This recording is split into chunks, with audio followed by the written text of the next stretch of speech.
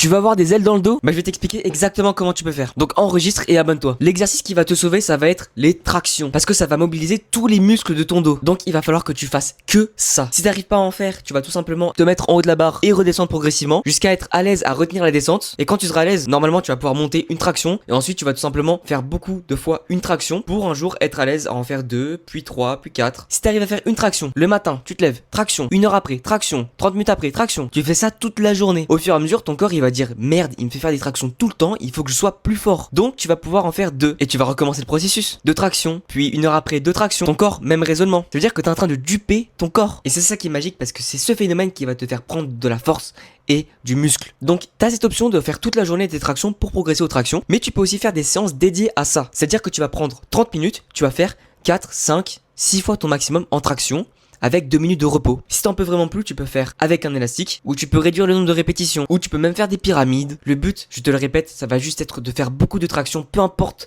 dans quelle ordre tu les fais, quelle série, machin. Juste, tu fais beaucoup de tractions, et souvent, tous les jours. Toute la journée. C'est ça qui va vraiment te faire progresser. Après, ce qui est bien aussi, c'est de prendre du repos. Donc, tu vas prendre 1 jour, 2 jours de repos pour que tes muscles puissent se régénérer. Bon, tu peux quand même progresser sans prendre de repos. Moi, c'est ce qui m'est arrivé. Mais même pour la plupart des gens, c'est chiant de s'entraîner tous les jours. Donc, prenez du repos parce que tenir un rythme élevé sur le long terme, bah, vous allez pas vraiment réussir. Si vous passez de faire 0 activité physique par jour à faire tous les jours du sport, ça va être un petit peu difficile de tenir ça sur le long terme. Donc, c'est pour ça qu'il va falloir que vous preniez du repos, tout simplement pour pas vous lasser et pour que votre corps puisse se régénérer proprement. Donc voilà, si je t'ai aidé, n'hésite pas à t'abonner, pose-moi tes questions en commentaire, comme ça je peux faire des vidéos. Et on se retrouve demain pour une vidéo en dev perso par jour.